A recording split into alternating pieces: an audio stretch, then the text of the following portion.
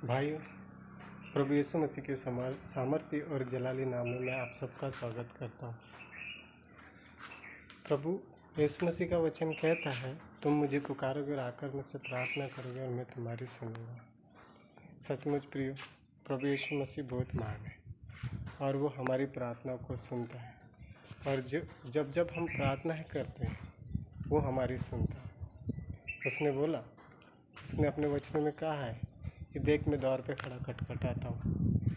यदि तू भीतर से द्वार खोले तो मैं तेरे साथ भोजन करूँगा और तेरे साथ रहूँगा। वो हमें अपने गर्भ में रचने से पहले ही हमारे बारे में सोचता है।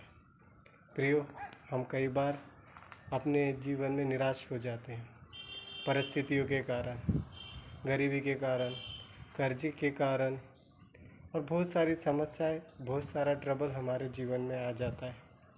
लेकिन आप एक बात याद रखो, प्रभु यीशु मसीह हमेशा हमारे ओर अपनी नज़रें लगाए रहता है। यदि आप यिर्मयाह 29:11 पढ़े तो उसमें लिखा है, यहोवा की ये वाणी है कि जो कल्पनाएं मैं तुम्हारे विषय में करता हूँ मैं उन्हें जानता हूँ, वो हानि की नहीं वरन कुशल की है, और अंत में मैं तुम्हारी आशाओं को पूरा करूँगा। ये परमेश्वर की प्रतिज्ञा है और वो हमारे लिए जो भी योजना बनाता है वो कुशल की बनाता है, हानि की नहीं। वो हमारे हानि के बारे में नहीं सोचता और वो कभी हमें सामर्थ्य से ज़्यादा परीक्षा में नहीं पढ़ने देता।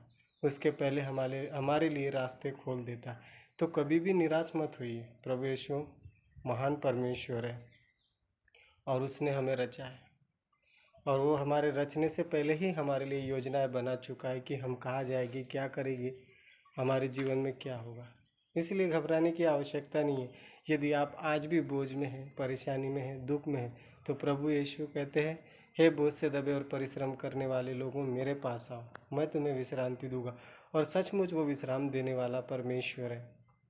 हम कई बार देखते कि हमारे जीवनों में बहुत सी परिस्थितियाँ आती है।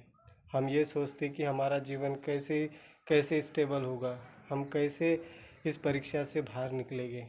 लेकिन प्रभु एक नियमित समय रखता है। वो परीक्षाओं के द्वारा हमें समझाना चाहता है कि हम अपने जीवन में कैसा चाल चलन रखें, कैसी परिस्थितियों का सामना करें। ये हर किसी के पास नहीं है।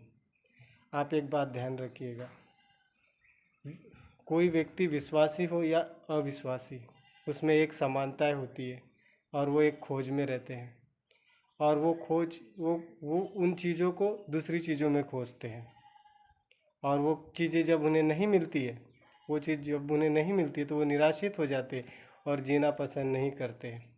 और जीना पसंद नहीं करने के कारण वो आत्महत्याओं पे उतर आते हैं। वो क्या चीज़ है, वो हमारे जीवन में क्या चीज़ है जो हमें आत्मिक संतुष्टि दे सकता है? अगर सीधे भाषा में बोला जाए तो सकल समाधान। सकल समाधान का मतलब ये है कि हमें पूर्ण रूप से संतुष्टि हो जाना कि नहीं, अब हमारे जीवन में जो भी होगा वो अच्छा ही होगा। हमने जो अपने परमेश्वर की महिमा है वो हमने दूसरी चीज़ों में खो दी है, इस कारण वो हमें नहीं मिल पाती है। यदि हम सही डायरेक्शन में चले और सही डायरेक्शन में अगर हम आ जाए तो परमेश्वर हमें वो संतुष्टि, वो समाधान दे सकता है। तो हम निराश नहीं होंगे। हाँ, परिस्थितियाँ आएगी, लेकिन परिस्थितियों से आगे बढ़कर परमेश्वर हमें संतुष्टि देगा। तो घबराने की आवश्यकता नहीं है प्रियो। हमें प्रभु के पास आना है, उससे प्रार्थनाएं करनी है, उसके वचनों को पढ़ना है। उसके वचनों में सामर्थ्य है। यदि हम उसके वचनों को पढ़कर उसका अनुसरण करें तो वो हमें सारी परिस्थितियों से स्वतंत्र कर सकता है। इसलिए प्रियो, आइए प्रभु के पास, प्रार्थना कीजिए, वचनों को पढ़िए और आज्ञा पालन कीजिए। वो ज़रूर आपके पास आएगा और आपसे बातें करेगा। वो बातें करने वाला परमेश्वर है, वो हमसे बात करता है। जब हम गहराई में जाते हैं, जब हम वचनों की गहराई में जाते हैं, प्रार्थनाओं में जाते हैं, तो वो हमसे बातें करता है। वो कहता है कि तू मेरा प्रिय पुत्र है, मैं तुझसे प्रेम रखता हूँ, तू मेरा बेटा है, मैंने तुझे निर्मित किया है, मैंने